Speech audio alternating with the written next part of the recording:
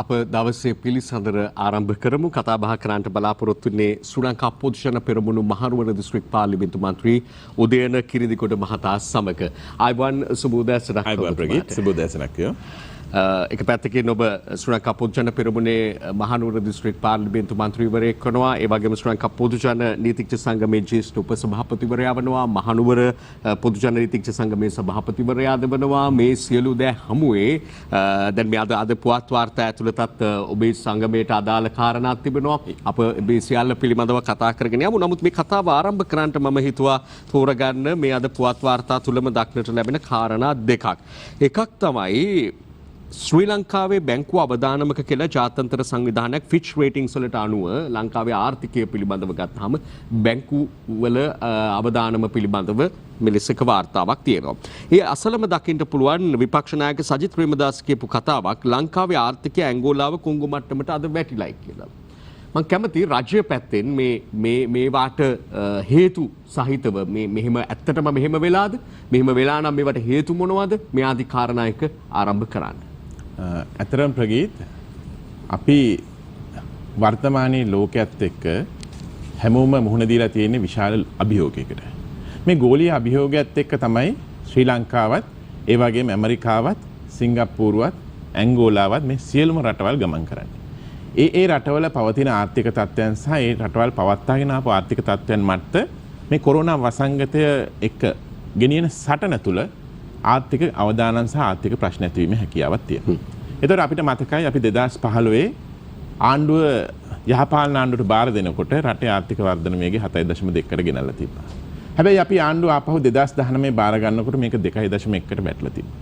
ඊට පස්සේ අතිගරු ජනාධිපති ගෝඨාභය රාජපක්ෂ රටේ පරිපාලනය බාර අරගෙන මාසයක් දෙකක් යනකොට මේ ගෝලීය වසංගතය ඇති වෙන්නට පටන් ගත්තා. තවුන්නාන්සලා දන්නවා පහුගිය සතියක් ඇතුළත අපිට ලැබිච්ච වාර්තාත් එක්ක කෝටි 26000ක මුදලක් අපි මේ කොරෝනා වසංගතයත් එක්ක සටනට වියදම් කරලා තිබෙනවා.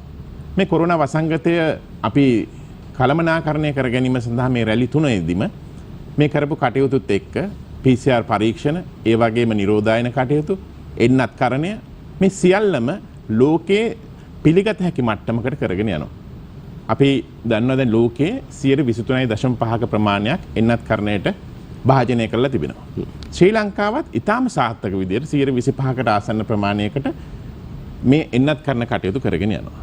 එක එන්නතක් හෝ ලැබිච්ච ප්‍රමාණය ගැන තමයි මේ ගෝලීය වාර්තා සටහන්.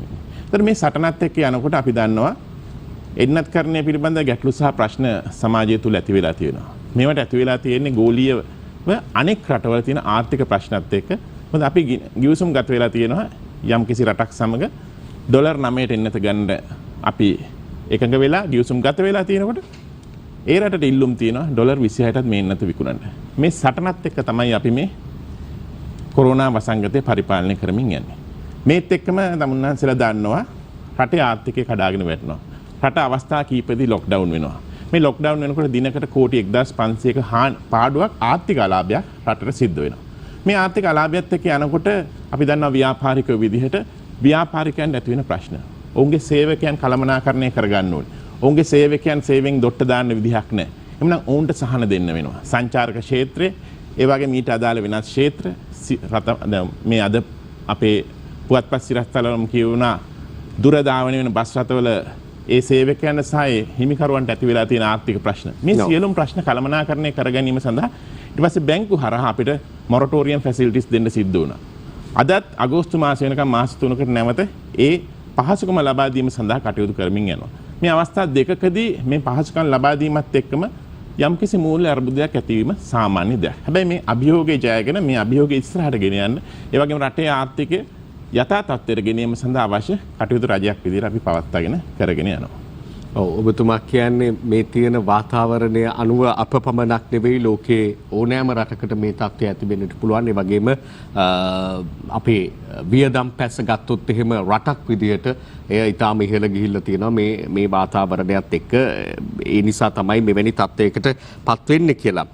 නමුත් දැන් මෙතන තියෙන කාරණාව තමයි මේ කියපු විපක්ෂ නායකතුමත් මෙතනදී විපක්ෂය හැම විටම සඳහන් නොකරන කාරණාවක් තිබෙනවා. දැන් ඔබ කියනවා වගේ ආර්ථිකය මොන තැන ඉඳලාද උන්ට බහර දුන්නේ ඔබ බහර ගන්න කියන එක පිළිබඳව. උන්ට ලැබුණේ මොන තැන ඉඳලාද උන් බහර දෙන්නේ මොන තැන ඉඳලාද කියලා. සාමාන්‍යයෙන් ඕන කෙනෙක් එහෙම තමයි. Tamanගේ පාර්ශවයේ තියෙන අඩුපාඩු ගැන කතා කරන්නේ නැහැ. අනෙක් පාර්ශවයේ තියෙන අඩුපාඩු පෙන්වා දීම තමයි බොහෝ වෙලාවට කරන්නේ. නමුත් මෙතනදී කියන්නේ මේකයි. ස්ථාවර රජයක් පත් කරලා තියෙද්දී. දැන් පෙර රජය පිළිබඳව අපිට යම් ගැටලු තිබුණා. ඒ රජයටත් ගැටලු තිබුණා. නමුත් අති බහුතරයක් සහිතව ශක්තිමත් ආණ්ඩුවක් හදලා දුන්නාම රටේ ජනතාව ශක්තිමත් කියලා විශ්වාසයෙන් නායකයෙක් පත් කරාම රටේ ජනතාව බැරිද මේක බීට වඩා හොඳට කළමනාකරණය කරගන්න කියන එක නෙමෙයි අහන්නේ. ඇත්තටම ප්‍රගීත් දැන් අපි දැකලා තියෙනවා සජිත් ප්‍රේමදාස අපේ විපක්ෂ නායකතුමා හැමදාම පාර්ලිමේන්තුව තුලත් පාර්ලිමේන්තුව පිටතත් මේ විවේචන ගේනවා. හැබැයි මේක ගෝලීය වසංගතයක්. මේ ගෝලීය වසංගතයක් කියන්නේ අපි එකතු විය යුතු තැන. දේශපාලන පක්ෂ ભેදේ දාලා ජාතියක් විදිහට රටක් විදිහට අපි එකතු විය යුතු තැන. එහෙමනම් මේ විවේචනත් එක්ක සාධාරණ විසඳුමක් දීමට හැකියාවක් වුණ තියෙන්න ඕනේ. මම දැක්ක ඊයේ පෙරේදා රනිල් වික්‍රමසිංහ මහත්මයා පාර්ලිමේන්තුවේ ඇවිල්ලා කරපු පළවෙනි කතාව. එතුමා සාධාරණ විවේචනයක් කරනවා. ඒකට ඔහුට දෙන්න පුළුවන් ඔහුගේ දේශපාලන දර්ශනය තුළ විසඳුමක් ඔහු අපිට ඉදිරිපත් කරනවා. මේක තමයි විපක්ෂයකින් වෙන්න ඕනේ. විපක්ෂයේ විදිහට හැමදාම ඇවිල්ලා පුවත්පත් වාර්තාවලට හෙඩ්ලයින්ස් යන්න පුළුවන් ඉන්නේ මේ විවේචනය කරමින් ඉඳීම සුදුසු දෙයක් නෙවෙයි. අපි දකිනවා අවුරුදු 30ක යුද්ධය තියෙන කාලෙත් විපක්ෂය කරේ ඕක. හැබැයි අපි එකතු වෙලා මේ දේ කරන්න පුළුවන් නම් එකතු වෙලා මේ සටන ගෙනියන්න පුළුවන් නම් රටක් විදිහට ජනතාව විදිහට දේශපාලනේ පැත්තක තියලා රට ඉස්සරහට ගෙනියන්න පුළුවන්. හැබැයි වර්තමාන නායකත්වයේ තුල ඉතා ඍජු පැහැදිලි අරමුණුශීලී ගමනක් යනවා රට මේ ස්ථානයෙන් ඉස්සරහට ගෙනියන්න. මොකද අපි ශ්‍රී ලංකා පොදු ජන පෙරමුණ කියන්නේ අවුරුදු 4ක් වයස ලාබාල පක්ෂයක් වුණාට අපේ නායකත්වයේ වැඩ කරලා පෙන්නපු නායකත්වයක්. 30 අවුරුදු යුද්ධයක් ගොඩ දාගන්න බෑ කියපු පරාජය වෙනවා කියපු ප්‍රභාකරන්ට යටත් විය යුතුයි කියලා කියපු මතවාදය පසෙක දාලා 30 අවුරුදු යුද්ධේ නවත්වීම සඳහා මූලිකත්වයේ ගත්ත අඩිතාලම දාපු ඒ ජයග්‍රහණය කරපු නායකයොත් එක්ක අපි යන්නේ. ඒ හින්දා අභියෝග අපිට අභියෝගයක් නෙවෙයි. ඒ අභියෝගයන්ගෙන් පෙරට ගිහිල්ලා මේ රට ඉස්සර ස්ථාවරව ඒ ස්ථානයට ගෙනියීම සඳහා යන වැඩ පිළිවෙලක් තියෙනවා. ඒ හින්දා තමයි එන්නත් කරන ව්‍යාපාරය අපි සැප්තැම්බර් මාස වෙනකොට අවසන් කිරීම සඳහා පිඹුරුපත් සකස් කරලා අපේ පැත්තෙන් කරන්න පුළුවන් කටයුතු සියල්ලම කරලා තියෙනවා. ඒ තුලින් අපිට රට නව සාමාන්‍යකරණය යටතේ දැන් සිංගප්පූරුව කරා වගේ ඉස්සරහට මේ රටේ ජනතාව එන්නත් කරන්නේ 60%ක් 65%කට ගියොත් මේ රටේ පරිපාලනය ආර්ථිකය යම් කිසි මට්ටමකට ගෙනීමේ හැකියාව තියෙනවා. මේ සඳහා අපි අන්තර්ජාතික වශයෙන් අපේ විදේශ ගණිදුනුත් එක්ක ඉස්සරහට යාම සඳහා ශක්තියක් සහ හැකියාවක් තියෙන. ඒ සඳහා අවශ්‍ය සූදානම තියෙනවා. ඒ සඳහා අවශ්‍ය මාර්ගයක යමින් තියෙනවා. දැන් ඔය කියන ආකාරයට ශක්තිමත් නායකත්වයක් සහිත පක්ෂේ ලාබාල වුණා ශක්තිමත් නායකත්වයක් සහිත ඒ කියන්නේ පළපුරුදු නායකත්වයක් සහිතව තමයි අපි ඉදිරියට යන්නේ කියලා ඔබ කියනවා. එහෙම යද්දිත් දැන් මේ ලොකු කතාවක් තියෙනවානේ බැසිල් රාජපක්ෂ මැතිතුමා පිළිබඳව මොකටද තවදුරටත් මේ තවත් රාජපක්ෂ කෙනෙක් පාර්ලිමේන්තුව ඇතුළට ගෙන එන්නේ කියන කතාබහ නිර්මාණය වෙද්දී ඔබේ ශ්‍රී ලංකා පොදු ජන පෙරමුණේ නීතිඥ සංගමයේ එහි ජ්‍යෙෂ්ඨ උපසභාපතිවරයා ඔබතුමා නේද? ජ්‍යෙෂ්ඨ උපසභාපතිවරයා. එතකොට ඔබට පුළුවන් හොඳින් මේ පිළිබඳව අදහසක් දක්වන්න මේ පත්තරේ තියෙන සිරස්තලයේ මේ කාරණාවට එහා ගිය පිළිතුරක් මම ඔබෙන් බලාපොරොත්තු වෙනවා. මෙරට ආර්ථිකය සවිමත් කරන්න බැසිල්ගේ දායකත්වයේ ගත යුතුයි. ඇයි දැන් ගන්නෙ නැද්ද කියන ප්‍රශ්නේ මෙතනදී ඉන්නේ. මොකටද දැන් දැනටත් කාර්යසාධක බලකා කීපයක ප්‍රධානියා එතුමා. පසුබිමේ ඉඳගෙන එතුමා මේ කාර්යභාරය කරන බව රට දන්නවා. ඉතින් එහෙමත් අරගෙන මේ තත්ත්වයේ රට තියෙන්නේ. එතකොට පාර්ලිමේන්තුවට ආවයි කියලා තියෙන වෙනස මොකක්ද කියලා ජනතාව හිතන්න පුළුවන්. මේක ප්‍රගීත් අපි පොඩ්ඩක් අතීතයට ගිහිල්ලා කතා කරන්න ඕනේ. මම ශ්‍රී ලංකා පොදු ජන පෙරමුණේ ජ්‍යෙෂ්ඨ උපසභාපති 3 දෙනාගෙන් එක්කෙනෙක්. ඒ වගේම අපි 2015 මට මතකයි මහමැතිවරණ පූර්වයෙන් අභයාරාමේදී හම්බෙලා වර්තමාන ශ්‍රී ලංකා පොදු ජන පෙරමුණේ මහලේකම් සාගර කාර්යවසම් මැතිතුමා සහ අපේ සභාපති තුමත් එක්ක එකතු වෙලා සාකච්ඡා කරා 2015 මැතිවරණයට අපි කොහොමද මුහුණ දෙන්නේ කියලා. ඒ අවස්ථාවේ නීතිඥවරු විදිහට අපි ඉල්ලීමක් කරේ වෙන් වෙලා වෙනම පක්ෂයක් විදිහට මේ මැතිවරණයට අපි මුහුණ දිය යුතුයි කියන තැන. හැබැයි මේ අවස්ථාවේ අපිත් එක්ක කණ්ඩායම් රාශියක් එකතු වෙලා ඉතා ශක්තිමත් මේ මැතිවරණයට ඉදිරිපත් වීම සඳහා නැවතත් මෛත්‍රීපාල සිරිසේන මැතිතුමාගේ නායකත්වයෙන් යා යුතුයි කියන තැනට ආපුවාම මහින්ද රාජපක්ෂ මැතිතුමා අන්‍යයන්ගේ අදහස් වලට ගරු කරන ඊටාම සාවධානව වුන් වෙනුවෙන් කටයුතු කරන නායකයෙක් විදිහට මේ අවස්ථාවේ ඒ තීන්දුව ගත්තා. ශ්‍රී ලංකා පොදු ජන පෙරමුණ කියන දේශපාලන පක්ෂය බිහිවීම ප්‍රථම තමුන්නාන්සලට මතක ඇති අපිට ඒකාබද්ධ විපක්ෂයක් විදිහට 50 දෙනෙක් කණ්ඩායමක් විදිහට පාර්ලිමේන්තුව තුළ විශාල සටනක් ගෙනිච්චා. මේ සටන ගෙනියනකොට අපිට අවශ්‍ය වුණ අලුතෙන් දේශපාලන පක්ෂයක් හදන්නට. ඒ අලුතෙන් දේශපාලන පක්ෂය හදන්න යනකොට කිව්වේ අලුතෙන් පක්ෂයක් හැදුවොත් පාරවල් ගානේ ඇවිදින්න වෙයි කියලා. හැබැයි මේක අභියෝගයක්. මේ අභියෝගේ බාර ගන්න හිටපු නායකයා තමයි බැසිල් රාජපක්ෂ කියන්නේ. එතුමා ශ්‍රී ලංකා පොදු ජන පෙරමුණ කියන මේ ලදරු පක්ෂය ආරම්භ කරා. ඒ ආරම්භ කළා ඒක පිටිපස්සින් ඉඳලා ඒක දැවැන්ත ශක්තිය විදිහට පළමුවෙන්ම අපිට අභියෝගයක් ආවා පළාත් පාලන මැතිවරණය. පළාත් පාලන මැතිවරණේ අපි ආසන පළාත් පාලන කොට්ටාස 223ක් ජයග්‍රහණය කරනවා. මේ ජයග්‍රහණය කියන්නේ 73ක ජයග්‍රහණයක් මුළු රටේම. මෙතෙන්ද මේ පක්ෂය මෙහෙවනවා අවුරුද්දක් වයස ඇති පක්ෂය. ඊට පස්සේ අපිට අභියෝගයක් එනවා ජනාධිපතිවරණය 2019. ලක්ෂ 69ක ඡන්ද ලබාගෙන අලුත් ජනාධිපතිවරයෙක් කිසිදාක දේශපාලනය නොකරපු පරිපාලන නිලධාරියෙක් ගෝඨාභය රාජපක්ෂ මැතිතුමන් ජනාධිපති පුටුවේ වාඩි කරවන්න පුළුවන් ඒ සංවිධාන ශක්තිය පිටිපස්සේ ඉඳලා ඒ නියමුවා විදිහට වැඩ කරපු පුද්ගලයෙක් තමයි බැසිල් රාජපක්ෂ කියන්නේ. ඒ වගේම මම ශ්‍රී ලංකා පොදු ජන නීතිඥ සංගමය කියන්නේ අපි ශ්‍රී ලංකා නිදහස් පක්ෂයේ ඉඳලා ගලාගෙන ආපු කණ්ඩායමක්. ඒ දේශපාලනය තුළ අපි දැකපු ඊළඟ අභියෝගය තමයි අපිට මහමැතිවරණේ 3-2ක් ගන්න එක. මේක 78 ආණ්ඩුක්‍රම ව්‍යවස්ථාව තුළ හීනයක් වෙච්ච දෙයක්. හැබැයි ඒ අභියෝගය තරණය කරන්නට පිටිපස්සේ ඉඳලා අයෝමය ශක්තියක් දෙන්නේ බැසිල් රාජපක්ෂ. ඊට පස්සේ එතුමාට 20 වෙනි සංශෝධනය ගෙනාවට පස්සේ පාර්ලිමේන්තුවේ මන්ත්‍රීවරු, ඒ වගේම පළාත් පාලන ආයතනවල මන්ත්‍රීවරු, ඒ වගේම රටේ නායකයන් ආරාධනා කරා දේශපාලනට ඇවිල්ලා පාර්ලිමේන්තුව තුළ එතුමාගේ ශක්තිය ආණ්ඩුව ඉස්සරහට ගෙනියන්න ලබා දෙන්න කියලා. මේ අවස්ථාවේ එතුමා කල්පනා කරේ පිටිපස්සේ ඉඳලා පක්ෂයේ නියමුවා විදිහට පක්ෂය ඉස්සරහට ගෙනියන්නේ කොහොමද? ඊළඟට තියෙන අභියෝග වෙන පළාත් සභා මැතිවරණය පක්ෂයේ ජයග්‍රහණය කඩයිමක් බවට පත් කරන්නේ කොහොමද කියන එක. කොරෝනා වසංගතයත් එක්ක පළාත් සභා මැතිවරණය දිනෙන් දිග කල් යනවා. දින වකවානුවක් කියන්න හැකියාවක් නැහැ. පුද්ගලිකව මම පළාත් සභා ක්‍රමය බලහත්කාරයෙන් රටට ඇති කරපු රට තුළට ඇතුල් කරපු ක්‍රමවේදයක් විදිහට සැලකෙන කෙනෙක් වුණත් අද තියෙන ආණ්ඩු ක්‍රම ව්‍යවස්ථාව තුළ පළාත් සභා කියන එක සක්‍රියයි. එහෙනම් මේ ක්‍රමවේදය තුළ ඉස්සරහට යන්න නම් ඒ නායකත්වයේ Taman ලබා දිය යුතුයි කියන තැන එතුමා හිටියා. හැබැයි දැඩි ඉල්ලීමක් එතුමාට ජනතාවගෙන් ඒ වගේම മന്ത്രിවරුන්ගෙන් පාර්ලිමේන්තු മന്ത്രിවරුන්ගෙන් සහ නායකත්වයෙන් ඇවිල්ලා තියෙනවා. පාර්ලිමේන්තුවට ඇවිල්ලා එතුමාගේ ශක්තිය තවදුරටත් මේ පක්ෂයේ ජයග්‍රහණයට රජයේ ජයග්‍රහණය සඳහා යොමු කරන්න කියලා. ඉතින් කෙටි කාරණාවක් තියෙනවා අපි විරාමයකටත් යන්න ඕනේ. මේට අදාළම එකක් නිසා මේක මෙතනදී බැහුවොත් හොඳයි කියලා මම හිතනවා. ඉන්නේ ගෝඨාභය රාජපක්ෂ ජනාධිපතිවරයා, අග්‍රාමාත්‍යවරයා මහින්ද රාජපක්ෂ. එතකොට ඔය තරම්ම කාර්යභාරයක් කරපු පොදු ජන පෙරමුණ නිර්මාතෘවරයා විදිහට ප්‍රධාන සංවිධායක තනතුරේ ඉන්නේ බැසිල් රාජපක්ෂ. හිටපු ආර්ථික සංවර්ධන අමාත්‍යවරයා.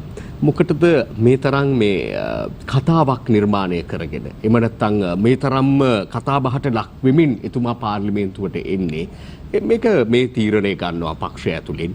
මන්ත්‍රීවරයෙක් ඉල්ලා අස්වෙනවා, පුරප්පාඩුවක් එනවා, පුරප්පාඩුව බැසිල් රාජපක්ෂගෙන් පුරවනවා. මේක බොහොම කෙටියෙන් මේ තරම් ලුකුවට කතා කර ඉන්නේ නැතුව කරන්න පුළුවන් කාරණාවක්. බැසිල් කියලා විසිල් ගහන අය වගේම ඌ කියන අයත් පක්ෂය ඇතුලේ ඉන්න බවක් පේන්න තියෙනවා. ඇතුළතම මේ තත්ත්වය ගැන ඔබ මොකද කියන්නේ? ඇත්තටම ප්‍රගීත් බැසිල් රාජපක්ෂ පාර්ලිමේන්තුවට එනවාද XOYZ කියන කෙනෙක් පාර්ලිමේන්තුවට එනවාද කියන එක ශ්‍රී ලංකා පොදු ජන පෙරමුණේ අභ්‍යන්තර කාර්යයක්. හැබැයි බැසිල් රාජපක්ෂ කියන නම කියනකොට විපක්ෂයේ කඩිගුලක් වගේ ඇවිස්සලා. තමුන්නාන්සලා දකින්න ඇති රනිල් වික්‍රමසිංහ පාර්ලිමේන්තුවට එනකොට මේ රටේ යම්කිසි කතිකාවතක් ඇති වුණා. මේ තුන්වෙනි ලෝකයේ දේශපාලනය තුල ඇතිවෙන දේශපාලන මානසිකත්වයේ තුල තමයි මේ දේ තියෙන්නේ. Tamanට අභියෝගයක් වෙන පුද්ගලයෙක් Taman පාර්ලිමේන්තුවට එනවනම් ඔහුට විරුද්ධව ඔවුන් කටයුතු කරනවා. විපක්ෂයේ විශේෂයෙන් කටයුතු කරනවා. මේක මම දකින්නේ සම්ප්‍රදායික විපක්ෂයේ ගමන මිස අදට ගැලපෙන ගමනක් නෙමෙයි කියලා. මම ඒකයි මේ කතිකාවත ආරම්භ කරනකොටත් කිව්වේ අභියෝග තියෙනකොට ලෝක අභියෝගයක් හමුවේ තියෙනකොට දේශපාලනය අපි වෙනම කළ හැකි. හැබැයි රට ඉස්සරහට ගෙනියන්න ජනතාව වෙනුවෙන් කටයුතු කරන්නට අපිට එකම යා හැකි මාවතක් තියෙනවා. ඒ මාවතට විපක්ෂයක් කියන කණ්ඩායම එනකන් මේ රට ඉස්සරහට යන්නේ නැහැ. මේ රටේ එක මගක ඉඳලා විපක්ෂයේ ආණ්ඩුවට දේශපාලනය කරන්න පුළුවන් නම් ඡන්දයකදී තමන්ගේ දේශපාලන මතය හරි විදියට හසුරන්න පුළුවන් නම් මම හිතන්නේ මීට වැඩිය හොඳ ජයග්‍රහණ විපක්ෂයන්ට ගැනීම හැකියාව තිබෙනවා. ඒක තමයි අපි කරේ 2015 2020 කාලය තුල රටේ වැදගත් කරුණවලදී එකට යා හැකි තැන්වල අපි එකට ගිහිල්ලා තියෙනවා. මේ දේශපාලන සංස්කෘතිය ආරම්භ කරනකම් මම හිතන්නේ ඉස්සරහටත් මෙහෙම තමයි. හෙට වෙන කෙනෙක් ආවොත් විපක්ෂය ආපහු කෑ ගහන්න පුළුවන්. විපක්ෂයෙන් කෙනෙක් ආවොත් ආණ්ඩු පක්ෂය කෑ ගහන්නත් පුළුවන්. මේ තත්ත්වය අපි වෙනස් කළ යුතුයි කියන තැන ඉඳගෙන මම මේ කියන්නේ බැසිල් රාජපක්ෂ කියන්නේ දේශපාලන ක්ෂේත්‍රයේ යෝධ චරිතයක් බවට පත් වෙලා ඉවරයි. ඒක අපි නෙමෙයි කිව්වේ විපක්ෂය කිව්වේ. විපක්ෂයේ මාධ්‍ය සාකච්ඡා සියල්ලකදීම ඔවුන් කතා කරන්නේ අද බැසිල් රාජපක්ෂ ගැන. මම දන්නේ ඇයි මෙච්චර බය කියලා. 2015 පරාජයේදී එතුමා පරාජයේ වගකීම් බාරගත්තා. හැබැයි ඒ පරාජයේ වගකීම් බාර ගන්නකොට එතුමා අභියෝගයක් බාරගත්තා. ඒ අභියෝගය තමයි නැවත ශ්‍රී ලංකා නිදහස් පක්ෂයෙන් වෙන් වෙච්ච මේ ප්‍රගතිශීලී බලවේග දේශපාලන කාර්යයේ ජයග්‍රහණය සඳහා ගෙනියනවා කියන්නේ. ඒ අභියෝගයද ජයග්‍රහණය කරලා තියෙනවා. ඒ ආයතු ගමන්ට අවශ්‍ය ශක්තිය එතුමා ලබා දීලා තියෙනවා. අපි විශ්වාස කරන පාර්ලිමේන්තුව තුළ එතුමාගේ 2010-15 කාල පරිච්ඡේදය තුළ ආර්ථික සංවර්ධන අමාත්‍යවරයා විදිහට විශාල සංවර්ධනයක් කර උතුරු නැගෙනහිර ප්‍රදේශයන් ඒ වගේම මේ රටේ මාර්ග සංවර්ධනය ඇතුළු විශාල සංවර්ධන කටයුතු රැසක් කරගෙන ගියා. ඒ සඳහා අමාත්‍යවරයෙකු වශයෙන් එතුමාගේ ශක්තිය තුළ මේ ශ්‍රී ලංකා පොදු ජන පෙරමුණ ආණ්ඩුව ශක්තිමත් කරගෙන යන්න එතුමාගේ දායකත්වය ලැබෙයි කියලා විශ්වාසයක් තියෙනවා. හොඳයි අපි තව කාරණා තියෙනවා. මේ කාරණාව ඔබගේ දීර්ඝ පැහැදිලි කිරීම ඇතුලේ තවත් දේවල් මතුවෙනවා. කෙසේ අපි විරාමයකට ආ යුතුයි. විරාමයෙන් අනතුරුව යලි පාර්ලිමේන්තු මන්ත්‍රී උදේන කිරිඳිගොඩ සමග මුණ ගැසෙමු. අපි සාකච්ඡා කරමින් ඉන්නේ ශ්‍රී ලංකා පොදු ජන පෙරමුණු මහනුවර දිස්ත්‍රික් පාර්ලිමේන්තු මන්ත්‍රී උදේන කිරිඳිගොඩ මැතිතුමන් සමග මේ බැසිල් රාජපක්ෂ මැතිතුමන්ගේ පාර්ලිමේන්තු ගමන පිළිබඳව කාරණා විමසද්දී ඔබ ඉතිහාසයේ ඉඳන්ම අරගෙන බැසිල් රාජපක්ෂ කියන ප්‍රතිරූපය නැවත මතක් කර දෙන්න උත්සාහ කළ බවක් මට දැනුණා. මම ඒ නිසායි මෙහෙම අහන්නේ. දැන් මේ කියනවානේ මේ ආර්ථිකයේ කඩාවැටීමකට ලක් වෙලා තියෙනවා. එහෙම නැත්නම් ලක් වෙමින් ඉන්නවා. මේ සියලු අභියෝග හමුවේ සාර්ථකව ශක්තිමත්ව මුහුණ දෙන්න බැසිල් ඕනේ. හරි අපි මෙහෙම හිතමු. බැසිලුත් ඇවිල්ලා බැරි වුණොත් ඊළඟට මොකද වෙන්නේ? ඊළඟට කවුද එහෙමනම් දාන්නේ? මේක ප්‍රගීත් පුද්ගලයෙක් මත යන ගමනක් නෙවෙයි. ආණ්ඩුවක් කරනවා කියන්නේ ටීම් වර්ක් එකක්. මේ ටීම් වර්ක් එක තුල අපි හොඳටම දකිනවා ක්‍රිකට් හෝ වෙනත් ක්‍රීඩාවක් ගැන ගත්තත් කණ්ඩායමේ කළමනාකාරීත්වය ශක්තිමත් වෙන්නට ඕනේ. කළමනාකාරීත්වය තුළ විනයක් තියෙන්නට ඕනේ. ඒ වගේම කණ්ඩායමක නායකත්වයක් තියෙන්න ඕනේ. ඒ නායකත්වය තුළ විනයක් තියෙන්න ඕනේ. එතකොට තමයි මේ කණ්ඩායම හැංගීම කියන එක ඇවිල්ලා කණ්ඩායමක් විදිහට අභියෝගයන්ට මුහුණ දීලා ජයග්‍රහණය කරලා යන්න පුළුවන්. මේක මම හිතන්නේ දේශපාලනයේදී ඊට වැඩිය වැදගත්. ඒ කණ්ඩායමක් විදිහට ඒ අභියෝගයන්ට මුහුණ දීලා ආපු ගමන තුළ තමයි මම අර මුලින් කිව්වා වගේ අපි අපේ ගෝඨාභය රාජපක්ෂ මැතිතුමා ජනාධිපති විදිහට ගේන්නෙත් 2020 මහ මැතිවරණේ 3-2 ජයග්‍රහණය ලබා ගන්නෙත්. අභියෝගයන් කියන එක ශ්‍රී ලංකා පොදු ජන පෙරමුණට අභියෝගයක් නෙවෙයි. ඒ අභියෝගයන් ජය ගැනීම සඳහා අපිට ක්‍රමවේදයක් තියෙනවා, අපිට ප්‍රතිපත්තියක් තියෙනවා. ඒ වගේම අපිට අන්තර්ජාතික සම්බන්ධතා තුළ ඒ අභියෝගයන් ජය ගැනීම සඳහා ගමන් මාර්ගයක යමින් පවතිනවා. ඒ සඳහා තවත් තියෙන ශක්තියට තවත් ශක්තියක් එකතු කරන්නට අභියෝගයෙන් මුහුණ දෙන්න පුළුවන් මිනිස්සෙක් එකතු කරන එක විතරයි මෙතෙන්දි සිද්ධ වෙන්නේ. මේක ශ්‍රී ලංකා පොදු ජන පෙරමුණට ලොකු දෙයක් නෙවෙයි. ඔබතුමාට කලින් කිව්වා වගේ අපිට බැසිල් රාජපක්ෂ මැතිතුමා අද ගේන්නත් පුළුවන් දේශපාලනට එතුමා ඉන්න කැමති නම් එහෙම නැත්නම් අපිට මීට මාස කිහිපයකට කලින් ගේන්නත් තිබ්බා. නමුත් මේ පොදු ජන පෙරමුණ ඇතුලේ දේශපාලන සංවාදය හෝ දේශපාලන කටයුතු සම්බන්ධයෙන් විපක්ෂය සහ අන්‍ය බලවේග විසින් ගෙනියන මේක මාතෘකාවක් කර ගැනීම හින්දා තමයි මේක මේ රට පුරා පැතිරලා ගියපු ඉතා විශාල ජනප්‍රිය මාතෘකාවක් බවට අද පත් වෙලා තියෙන්නේ.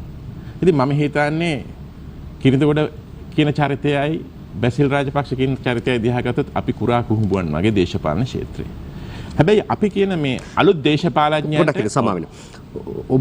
ඔබ එහෙම කිව්වට ආණ්ඩුව ඔබතුමන්ලා අකමැතිද මේ ගැන කතා කරනවට? ඔබතුමන්ලා කැමති මේ ගැන කතා කරන මේ බැසිල් රාජපක්ෂ මාතෘකාවක් කරනවට මේ රජය අකමැති නැහැ කියලා මම කිව්වොත් ඔබ මොකෝ කියන්නේ? ඒක මාතෘකාව වෙන්නයි ඕනේ. මොකද මේ පවත්න බොහෝ දේවල් දැන් යටපත් වෙලා තියෙනවා මේක නිසා. නෑ ප්‍රගීත් මම ඒක පිළිගන්නේ නෑ. මොකද ශ්‍රී ලංකා පොදු ජන පෙරමුණත් බැසිල් රාජපක්ෂත් කියන්නේ ගහට පොත්ත වගේ. එතකොට මහින්ද රාජපක්ෂයන් කියන මේ මහා දැවැන්ත දේශපාලන රුක්ෂයත් එක්ක අපි බද්ධ වෙලා ගමන් කරනකොට අපේ මේ ශක්තිය වෙච්චි අපේ ගමන්ට මාර්ගය පාදපු අපේ පක්ෂේ නිර්මාතෘ කියන චරිතය දේශපාලනට ගෙනීම අපේ පක්ෂේ වැඩක්. ඒක අපි පක්ෂයක් විදිහට කරගෙන යනවා. හැබැයි මේක අර මම කලින් කිව්වා වගේ දේශපාලන මාතෘකාවක් බවට පත් කරලා තිබ්බට වැඩිය ඉහළින් බැසිල් රාජපක්ෂ කියන චරිතය තිබ්බ තැනටත් වඩා ඉහළට ගෙන යාම සඳහා විපක්ෂයේ මහඟු කාර්යභාරයක් අද වෙනකොට කරලා තියෙනවා. මම හිතන්නේ නම් ඒක ඇත්තටම එතුමාගේ සංවිධාන ශක්තියට තියෙන බය වෙන්න ඕනේ. මේක දේශපාලනය කියන්නේ තව මාසෙකින් දෙකකින් නෙවෙයි අවුරුද්දකින් දෙකකින් හරි තමන්ගේ දේශපාලන කඳවුරට එන මැතිවරණ ජයග්‍රහණය කර ගැනීම සඳහා තියෙනා වූ ගමනක පෙර ගමන තමයි මේ දේශපාලනේ තියෙන්නේ. ඒ හින්දා විපක්ෂයේ බය වෙලා තියෙනවා. හැබැයි අපි ශක්තිමත් අපි කොහොමත් ශ්‍රී ලංකා පොදු ජන පෙරමුණ විදිහට ඉදිරියේදී මේ ආර්ථික අභියෝගයන් ටික ජය ගන්නටත් රටේ විශේෂයෙන් කොරෝනා වසංගතය කියන අභියෝගය පළමුවෙන් ජය ගන්නට ඕනේ. කොරෝනා වසංගතය කියන එක පළමුවෙන් ජය ගැනීම සඳහා අපිට පිඹුරුපත් සකස් කරලා ඒ යතු ගමන දැන් යමින් තියෙන ප්‍රගති. ඒ හින්දා බැසිල් රාජපක්ෂ මැතිතුමාගේ දායකත්වය මම හිතන්නේ අපේ ගමන්ට ආශිර්වාදයක් වේවි. අපි ශ්‍රී ලංකා පොදු ජන පෙරමුණට ශක්තියට තව වැඩිමනත් ශක්තියක් එකතු වේවි.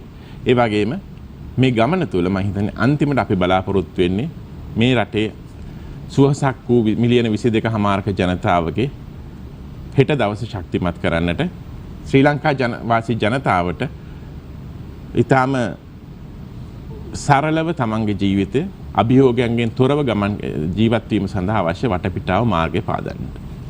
හොඳයි අපි එමු තව දැන් මේ ගැන කතා කරොත් තව ඉදිරියට යන්න පුළුවන්. නමුත් ඊට වඩා ඔබ කියනවත් වගේ අපත් මේ තුනම එල්ලලා ඉන්න අවශ්‍ය නැහැ. අපට උඩ තරම් කාරණා තියෙනවා රාජ්‍ය පැත්තෙන් රාජ්‍ය නියෝජනය කරන ආණ්ඩු නියෝජනය කරන පාර්ලිමේන්තු මන්ත්‍රීවරයෙක් විදිහට ඔබින් විමසන්න.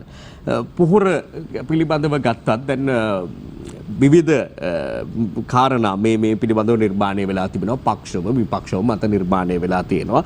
එහෙම පසුබිමක ඊයේ ජනාධිපතිවරයා ගොවි නියෝජිතයෝ මුණ ගැසිලා පොරොන්දු කීපයක් වෙනවා.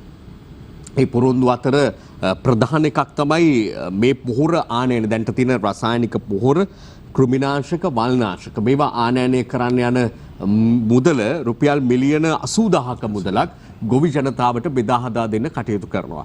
ඊළඟට පහුගිය කාලේ නැවතිලා තිබ්බ ගොවි රක්ෂණය අලි ආරම්භ කරනවා. ගොවි විශ්‍රාම වැටුප වැඩි කරන්න කටයුතු කරනවා. පොරොන්දු කීපයක්ම ජනාධිපතිවරයා ලබා දෙනවා. නැවතත් ඒ පොරොන්දු ලබා දෙමින් සපත කර ප්‍රකාශ කරනවා මේ ගත්තු තීරණය වෙනස් කරන්නේ නැහැ අපස්සට හරවන්නේ නැහැයි කියලා. දැන් මේක මෙතරම්ම හොඳ තීරණයක් විදියට හැමෝම පිළිගන්නවා නම් මේ සඳහා සහාය හිමිවන බව ස්ථිරසාරවම විශ්වාස නම් ඇයි මේ විදිහට දැන් මේ අර්බුදය හමුවේ රටේ පවතින ඩොලර් අර්බුදය මේ කොරෝනා වසංගතය හමුවේ ආර්ථික අර්බුදය මේ සියල්ලේ කළමනාකරණය කර ගැනීම සඳහා අපිට මේ රුපියල් මිලියන 80,000 යොදවන්නත් බැරි කමක් නැහැ එහෙමනම් මේ තැනට ආවේ මේ ගත්තු තීරණය පිළිබඳව විරෝධතා උත්සන්න වීමත් එක්ක වැඩිවීමත් එක්ක ඇත්තම තත්ත්වය කොච්චර අඩිය පස්සට ගන්න නැහැ කිව්වත් ඒට මුණ දිගන්න බැරි තැනකට ජනාධිපතිවරයා රාජ්‍යපත් වෙලා නෙමෙයිද? ප්‍රගීත් මේක අපි බලන්න ඕනේ පහුගිය දවස්වල අපි දැක්ක රූපවාහිනී නාලිකාවල රාත්‍රී ප්‍රවෘත්ති ප්‍රකාශන. අපි ගොවි විරෝධතා දැක්කා. ඒ තුල අපි දැක්කා ගොවියෝ කියනවා පොහොර නැති හින්දා බෙහෙත් නැති හින්දා මෙන්න පැලෑටි ටික කහ වෙලා. මෙන්න වගාව මිය ගිහිල්ලා. මෙන්න වගාවට මේ වගේ හානි වෙලා කියලා. හිතන්න සති දෙකක් පොහොර කෘතිම රසායනික පොහොර නැති වුනහම වගාවට මේ වගේ හානියක් වෙනවා නම් අපි අපේ පසට මොකද්ද කරලා තියෙන්නේ කියලා. මම ඇත්තටම ශ්‍රී ලංකා පොදු ජන පෙරමුණේ ප්‍රතිපත්ති සම්පාදන කෘෂිකර්ම කමිටුවේ හිටපු සමාජිකයෙක්. අපි සෞභාග්‍ය දැක්ම සකස් කරනකොට අපි කාබනික ගොවිතැන සඳහා මාරු විය යුතුයි කියන ප්‍රතිපත්තිය ඉඳලා තමයි මේක සකස් කරේ. මේක අපේ කාල වකවානුවක් තුල කරන්නටයි ඇත්තට මූලිකව බලාපොරොත්තු හිටියේ. මමත් ඒ මතේ හිටපු කෙනෙක්. අපි අවුරුදු 10ක් ඇතුළත කාබනික කෘෂිකර්මයේ 50%කට ගේනවා කියන මතවාදයේ හිටියේ. හැබැයි මේ අභියෝගයක් විදිහට අපි ජනාධිපතිතුමා බාර ගන්නකොට එතුමා අවධානය යොමු කරනවා අපිට පොළොන්නරුවේ විශේෂ වකුගඩු රෝහලක් ඇති කරන්නට සිද්ධ වෙනවා. මේ රටේ ජනතාවට වකුගඩු රෝගීන් සඳහා බිලියන ගානක ඖෂධ පිට රටින් ගේන්න සිද්ධ වෙනවා. තරුණ ජීවිත අකාලේ මිය යනවා. මේ සියල්ලමත් එක්ක කතා කරලා බලපුවාම ඊළඟට අපි පස්සට කොච්චර අපරාධයක් කරලා තියෙනවද? අදත් මගේ ගෙදර පිටිපස්සේ වට්ටක් ඇට ටිකක් වීසි කරවුවොත් හැදෙනවා. හැබැයි මේ ගොවි බිම් වල ඒක වෙනවද? ඒක වෙන්නේ නැහැ. මොකද අපි අවුරුදු ගාණක් තිස්සේ මේ පස කෘෂි රසායන ඒ වගේම රසායනික පොහොරත් එක්ක ගනුදෙනු කරන්න යොමු කළා. පස નિසරු වෙලා තියෙන්නේ. සතියක් දෙකක් පස නැත්නම් කෘත්‍රිම රසායනික පොහොර නැත්නම් පැල මැරෙනවා. මේ තත්ත්වයට රට ගෙනාව නම් මේක අනිත් පැත්තට හරවෙනට කන පිට හරවනවා කියන එක අභියෝගයක්. හැබැයි මේ අභියෝගය බාර ගන්න ලෝකේ කිසිම නායකයෙක් ඉදිරිපත් වෙලා නැති අවස්ථාවක ගෝඨාභය රාජපක්ෂ මැතිතුමා ඍජු තීරණයක ඉඳලා කියනවා නෑ මම මේ අභියෝගය බාර ගන්නවා. අභියෝගයක් අපි බාරගත්තාම උදාහරණයක් විදිහට කිව්වොත් මම විභාගයට යන්න හිතන් ඉන්නකොට මම හිතනවා හරි ගණන් විෂයට මට ලකුණු 100ක් බලාපොරොත්තු වෙන්න මම වැඩ කරනවා. මට 75ක් ලැබුණත් මම ජයග්‍රහණය කරලා ඉවරයි. ඒ අභියෝගයේ 100%ක් අපි බලාගෙන යනකොට මේ ගමන තුල උපරිම අභියෝගයකට මුහුණ දීම සඳහා අවශ්‍ය වටපිටාව සකස් කරමින් යනවා. අනිවාර්යෙන් අපි දන්නවා කෘෂි රසායන අයින් වුණත් එක්කම යම් කිසි ආකාරයක මේ කෘත්‍රිමව ඇති කරපු ඵලදාව කෘත්‍රිමව වැඩි කරපු ඵලදාවේ 120ක විතර අඩුවීමක් ඇති වීමේ හැකියාවක් තිබෙනවා. මේක ජනතාවට ගොවි ජනතාවට බලපානවා. ඔවුන්ගේ ජීවන රටාවට බලපානවා. ඔවුන්ට වැඩි මිලක් ලැබුණාට ඔවුන්ගේ නිෂ්පාදනය සඳහා නමුත් මුළු රටම කාබනික ගොවිතැනට හුරු වෙනකොට ඔවුන්ගේ ආදායම වැඩි වෙනකොට ඒ කාල පරාසය තුළ ඔවුන්ට යම්කිසි ආර්ථික හානියක් වෙනවා නම් ඔවුන්ගේ ආර්ථික හානිය සපුරාලීම සඳහා ආණ්ඩුවක් විදිහට අපි වග කියනවා කියන එක මේ කාබනික යුද්ධය ආරම්භ කරන මුල් අවස්ථාවේ කෘෂිකර්ම ඇමතුමා කිව්වා. ඒ අහිමි වන ආදායම ලබා දීම සඳහා කෘෂි රසායන ගෙන්වීමටත් කාබනික නොවන පොහොර ගෙන්වීමටත් වැය කරපු මුදල වැය කරනවා කියන එක. මන්ත්‍රීතුමා අපේ කාලය අවසන්. නමුත් මේ කාරණාවේ අපි එකම එක තැනක් මාවෙන් කෙටිම පිළිතුරක් බලාපොරොත්තු වෙන ප්‍රශ්න කරනවා. දැන් සෞභාග්‍ය දැක්ම හදද්දිත් අවුරුදු 10ක් ඇතුළත 50%කින්වත් කාබනික කරනවා කියලා තැනකට අපි ආවා කියලා ඔබෙන්ම කියවෙනවා. එහෙම තමයි සෞභාග්‍ය දැක්මේ තියෙන්නේ. මේක මේ එක පාර දින කීපයක් ඇතුළත මාස කීපයක් ඇතුළත අඩුම තරමේ අවුරුද්දකින්වත් කරන්න පුළුවන් විදිහට නෙමෙයි ඒකේ තියෙන්නේ. එhmenan ඇයි මේ වෙලාවේ මේක හදිස්සි උනේ? ඒකයි අපි ඔබෙන් අහන කාරණාව. ඇත්තටම මේක හදිස්සි නොවුන නම් මේක සක්සස් වෙන්නේ නැහැ. මේක සාර්ථක වෙන්නේ නැහැ. මොකද අපේ රටේ අපි යන ක්‍රමවේදයත් එක්ක අපි 150ක් රසායනික පොහොර ගෙන්නනවා. 150ක් කාබනික ගොවිතැනට යනවා කියන්නකෝ. ඒ අපි දන්නවා අපි හිතමු අඩු ගානේ වැවිලි කර්මාන්තයට විශේෂයෙන් තේ වගාවට රසායනික පොහොර අවශ්‍යයි කියන තැන අපි රසායනික පොහොර ගෙන්නනවා. අපිට කොහෙද තහවුරුවක් තියෙන්නේ මේ ගේන රසායනික පොහොර අනික් වගාවන්ට නොයදාවි කියලා. මොකද මේ රටේ තියෙන ක්‍රමවේදයත් තුළ අපි දන්නවා අද කුඩු වලට වැඩිය තව ටික දවසක් යනකොට රසායනික පොහොර වලට මිලක් ඒවි රටේ. රසායනික පොහොර එක බිඳුවක්වත් රටට අපි ආනයනය නොකරන්නේ නම් මේ සඳහා තියෙන අවස්ථාව අඩු වෙනවා. එතකොට මේ අභියෝගයේ ජය ගැනීම සඳහා අද ගොවියෝ ගොඩක් ඉදිරිපත් වෙලා තියෙනවා. මම තමුන්නාන්සේලාගේ නාලිකාවලත් දැකලා තියෙනවා. තමන් ජීව පොහොර නිෂ්පාදනය කරන්න කොච්චර කැප වෙනවද කියලා. ඊයේත් මාව හම්බෙන්න දෙන්නෙක් ආවා. තමන් සූදානම් මේ අභියෝගේ බාර ගන්න කියන රජයෙන් දෙන්න පුළුවන් සහනය මොනවද ඉඩම් ටික හොයලා දෙන්න අපි මේ වැඩ කටයුතු කරන්නම් කියලා. අලුත් ව්‍යාපාර අලුත් සේවකයන්ට රැකියා මේ සියල්ලම ඇතිවන අලුත් යුගයක් සඳහා යන්න මම හිතන්නේ මේ කාබනික විප්ලවය මාර්ගයක් වේවි කියලා. හොඳයි අපි සුතිවන්ත වෙනවා ශ්‍රී ලංකා පොත්ජන පෙරමුණු මහනුවර දිස්ත්‍රික් පාර්ලිමේන්තු මන්ත්‍රී උදයන කිරිදගොඩ මැතිතුමන්ට එතුමා සමග ප්‍රමණ වෙලා අප සාකච්ඡා කළේ යම් කරුණු කාරණා පිළිබඳව. වෙලාව තිබුණා අපිට තව කාරණා තියෙනවා කතා බහ කරන්න. සුතිවන්ත වෙනවා ඔබතුමන්ගේ පැමිණීම පිළිබඳව ආයුබෝවන් ඔබතුමන්ට. යලි දවසක අපි අද වැඩසටහනට ආරාධනා කරන්න. බොහොම ස්තුතියි. යලි දවසක අපි මුණ ගැසෙමු. ඒ වගේම ඔබටත් නැවත ආයුබෝවන් කියන ඔබෙන් සමුගන්න බලාපොරොත්තු වෙන සතියන්තයේ වුණත් හෙටත් අපි මුණ ගැසෙනවා. යලිත් සඳහා සිට මේ සුපුරුදු සාකච්ඡාවන් තුළින් අපි දිනපතාම මුණ ගැසෙනවා. එහෙනම් හෙට උදේ හම්බ වෙනතුරු ඔබට සුවදායි සුබ දවසක්.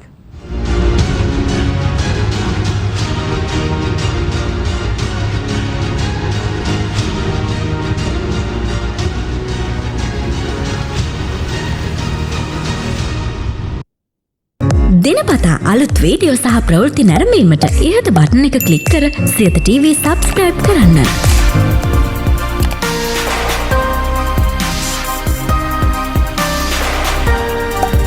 අලුත් වීඩියෝ ගැන මුලින්ම දැනගන්න මෙම සීනුව ක්ලික් කරන්න.